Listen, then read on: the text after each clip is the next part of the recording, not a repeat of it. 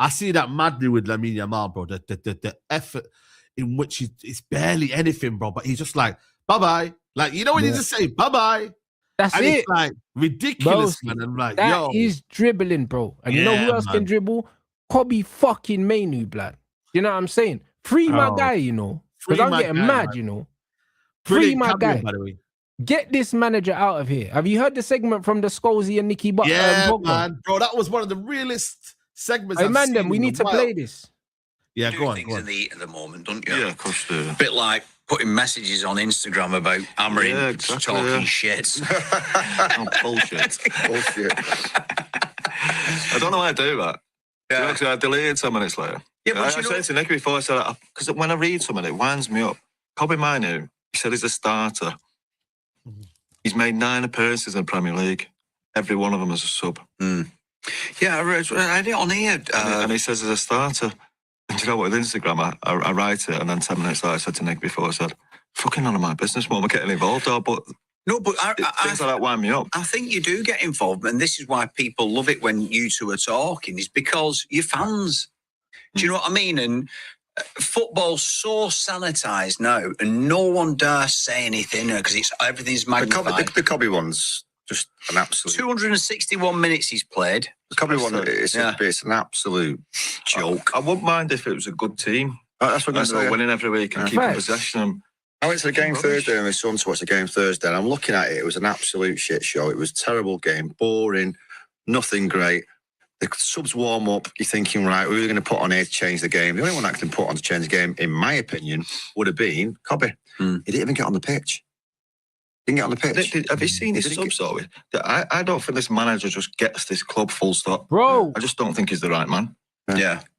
Man United is about risk and entertainment more than anything. At home, especially. At home, having fans on the edge of the seat, fucking ready to go. Wingers who beat people, shots on goal, bits of skill. There's nothing there. And this is... And do you know what, though? That's from the club. We talk about this as a different club. They've got Omar Barada, they've got Jason Wilcox, who are probably brilliant at the job, brilliant at what they do. They're not Man United. They don't have a clue what it's like to buy a Manchester United player, to bring a Manchester United manager in. Ruben Am, to bring that manager. If you go to Sporting Lisbon and watch, they play 3 at the back. Right away, that's no. Man United never do that. They can't do that. They just can't. It's been proven over years and years and years. And I'm talking even before Sir Alex Ferguson. It was always about 4-4-1-1 or 4-4-2. Yeah, entertaining people. He hasn't got that in him. So that's why I'm talking. Jason Wilcox, on Brad, they've probably gone out and watched Sporting Lisbon. And how can they think that's a Manchester United manager? Do you know what gets me as well? Sorry, Nick, just one more minute to talk about the subs there. He brought 4 defenders on against West Ham. Man United, for us, when Nicky, if we go 1-0 up, the manager always said 2, 3, 4. Yeah. There were several times when it didn't happen. I remember once, I think we were playing Chelsea, went 1-0 up and we sat back a little bit. Now, Chelsea were a good team. Sometimes you get forced to do that. We sat back. The manager went absolutely nuts after the game. That doesn't happen here. When you score 1, you go for 2. You go for the throw every single time. I just don't think he gets it. No, I don't think anybody at the club gets Man United. His favourite quote was Ross said, these fans pay their money that they've earned at the job from 6 in the morning till 6 at night, and they want to be entertained. Now, that doesn't mean you're always going to win, but you always got to, Old Trafford particularly, entertain them. And Scholes is dead right. And I look at the way they play You've got Luke Shaw as a left back playing. I can't tell you the way they play. I don't know what it is. No, well, I was watching that and I'm thinking to myself, I'm doubting myself, going, do I know anything about football? Because I can't understand how they're playing. You've got Luke Shaw playing as a centre back, essentially. I know it's 3, but he's a left back. Yeah. You've got Amad Diallo playing full back. He's a number 10 or number 11. You've got Cunha and Mbuemo sometimes playing as a 9, and they're never an out-and-out number 9. They sit back as like a 10. You've got Bruno Fernandes, probably one of the best number 10s or number 8 in the league, playing number 6. I mean, there's square pegs in round holes all over the pitch. It's not like you've got 1 or 2 and they've got a few injuries. They're playing their so-called strongest 11, and out of the whole 11, there's 4 or 5 of them not even playing their positions. It was only the other week, Diallo playing left wing, and he's a right back. And you're going, how is there so many people who are round hole square pegs? It's impossible how that works. See that? And what did I say? The goalkeeper's the only player in the right position, in this system. Everyone else, Everyone else is playing out of position, bro. What the fuck is this? What are we watching? Bro, this is what I'm trying to say, man. You know what I mean? Fair play. Like, that's what I want, man. Scholes and Nicky Bot, just to be honest. Was one day ago this got released. I've been telling you, the goalkeeper's the only brother playing in position. Everyone else is out of position. This is nonsense. Nonsense, bro. Yeah, I agree, bro. You know what I mean? And we're gonna let Mainoo go, man, and probably bring in Conor Gallagher. It's nasty, man. You know what I mean? Like, it is, bro. Like, I'm just sick of it, bro. And when I look at everyone else calling it out, I'm glad people are calling it out, because it ain't the Man United way, bro. It's not. You know what I mean? It's utter woke nonsense, bro. Like, and we're seeing it. No one's in their right position. No one's really playing to their strengths, bro. We're not seeing the football that everyone sees, man. Yeah, it's all well and good beating Wolves, but we're meant to beat Wolves. They're the worst team, by the way, that I ever will see in the Premier League. And we've seen some bad teams, man. Oh, bro, like, they offered nothing, Saeed. It was almost disrespectful that we even let them score, you know. Bro, are you mad, bro? They didn't score in over 8 hours of football. Nah, real talk, man. Not in over 8 hours of football, they did not score.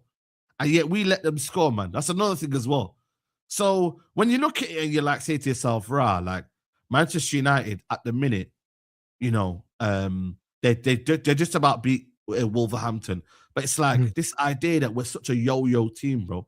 And like it's based on the feeling of that day that Man United, what they will turn up, what if they don't turn up. Like, there's no kind of consistency from this Man United team. Like even when you look at it, 1 win in 9, bro, it don't feel like 1 loss in 9. It don't, because of the fact that we lost Everton in that period. We drew 2 games.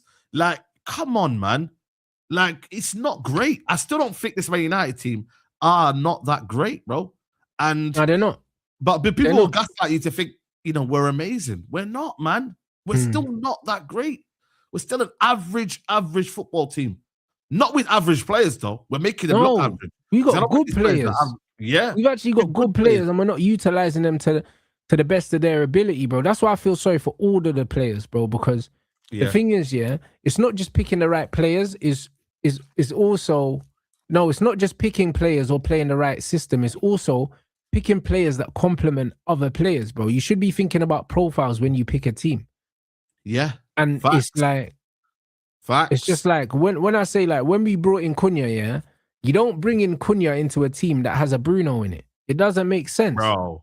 Because they are both, Cunha was the Bruno of Wolves.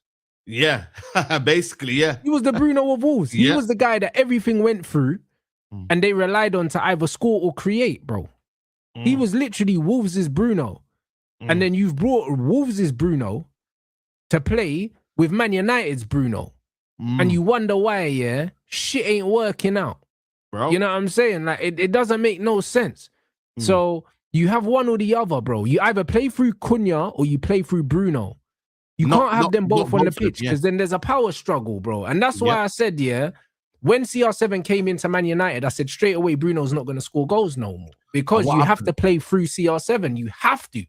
You see what I'm saying? So the thing is, you have to understand dynamics in football, bro. Do you know what I'm saying? Manager, he's so up. Like, this is the thing, you don't have a consistency from himself anyway. This guy's jarring. 1 minute he's talking about second balls. We have to win the second balls. Then he's talking about something else about that's basic football, though. But that's what I'm saying. But he makes it out like it's such a big thing. It's like, broski, you can't. And this is, you know what he does as well? It takes away from any responsibility of coaching. The fact that you just kind of say, oh, but we didn't win the second balls. What do you mean we won second balls? And then when you get pressed on it, and then they ask you what can change or what can be done about it, you say, I don't know. So when Carl Anker said to him, yo, you keep saying I don't know. And then he comes and says, oh, when did I say that? When did I say that? Like, it's just dumb, man. Like, you clearly don't know what to do. And a lot of it, like I said to you, bro, looks like the players are just having to do things themselves, man. And when them certain individuals don't do it, you know what I mean? United are basically not winning the game. And that's dangerous, man. Because you should be able to put up a tactics that is able to nullify the opposition, not just pass. You know what? Right, go on, lads. Do what you need to do in the final third. Yeah, I agree. It is a bit of, individual brilliance when you get into the final third, but still, there is no repetition in what we do. No, there needs to be some sort of template. There needs to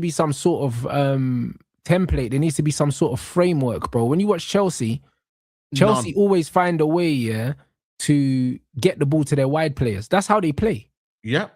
Do you know what I'm saying? Yeah. And the same with Arsenal. Arsenal always find a way to get the ball to their wide players. Yep. So there has to be some sort of structure within the freedom that the players have, bro. They can have freedom once you get the ball to the wingers, but you still need to get the ball to the fucking wingers first. You see what I'm saying? And then they can have freedom once they get it. And even then with Arsenal, it's not really freedom because most of the time, their wingers are looking for that back post. Saka will look for that back post. Most of the time. Neto will look for that back post. Do you know what I'm saying? Yeah. So it's one of them things where there's an element of freedom, but ultimately, there is structure. There is structure. Do you know what I mean? And with United, there's no structure, bro. It's get the ball to Ahmad and then hopefully he'll do something. Yeah, you know what? He might do something there, or yeah, you know bro. what I mean? And most of the time he doesn't do something. Yeah. Do you know what I mean? Ahmad's having a tough time at the moment. Yeah, bro. But the thing is, everybody want to eat, man. Do you know what I mean? Everyone when they get. But this is the problem. Yeah, this is the problem, and this comment is spot on. Because remember when we was watching the tournament, and I said that Wirtz and Musiala can't play together, and Nagelsmann eventually worked it out, and he dropped Wirtz because you can't have two ball dominant number 10s, in the same team. One of them is gonna just be a passenger. All they're gonna be fighting. There's gonna be a tug of war. I want the ball. No, I want the ball. Do you know what I mean? And it throws off the team balance. So you have to drop one, and then you have to put in a Mason Mount type player, a selfless player that's gonna run around and just recycle the ball. You can't have two ball dominant players fighting for possession. And the problem is, right now, if we're gonna play Bruno in the double pivot, then we're better off having Mason Mount in the left 10 than Cunha. Yeah, that's the reality. I agree. We're better off having Mount there. The manager keeps changing it though, bro. Like he keeps chopping and changing what he wants at right wing back, and then it's like, if Ahmad plays left 10, that means Mazraoui has to play right wing back. But we know Mazraoui's best position is right centre back. Yeah, so Mazraoui's been really good the last two games. I think we're gonna miss him. A lot of people have not put Mazraoui in the camp of like we're gonna miss him. Like they haven't, and I don't get why they're not thinking like that, because Lenny Yoro, obviously the manager don't clearly rate him in it. Like he just kind of almost dropped him out of nowhere. So he clearly's got a problem with Lenny Yoro. So like, is he really gonna give him that responsibility again? I don't know. We'll find out when he goes to AFCON, but I look at it and I'm like, Mazraoui is going to be a big miss. When we do lose these players here, we need to see an element of coaching. I actually think it's a good thing that we miss these players because, bro, like, we can't just be saying to ourselves, oh, yeah, you know what? Mbouma and Ahmad go win us a game every single time. And when them guys don't really perform, which, let's be honest, Mbouma and Ahmad have not been really performing to what they're capable of. Mbeumo's not really, in fairness to Mbouma, Mbeumo's not one of them players that I expect to defend, to perform. Mbeumo's just a guy I expect to get me goals, blood. You know what I mean? You know what I mean? Like, Mbeumo's kind of like our Ruud van Nistelrooy, where it's like, bro, like, man don't care about your performance, just bag man goals. Yeah, basically. Like, that's it. I want performances from Cunha. I don't want performances from Mbeumo, bro. Like Mbeumo, I've never seen this guy play well. He just bags, like. He just bags. Yeah. Like Mbeumo don't have like the silkiest touch. Like he's not the most graceful player. No, he just gets buckets, bro. Like when I have Mbeumo on, like, I just want Mbeumo running that way. That's all I want. Yeah, like, do you know what I'm saying? That's what he was doing at the start of the season. Then for some reason, you know what I mean. Obviously, it comes down to the fact that we're not getting the ball forward. You need to get the ball into the right areas for Mbeumo to be effective. That's it. Yeah, that's. Don't expect him to drop in and do the silky Ahmad stuff. Like he's not Ahmad. Like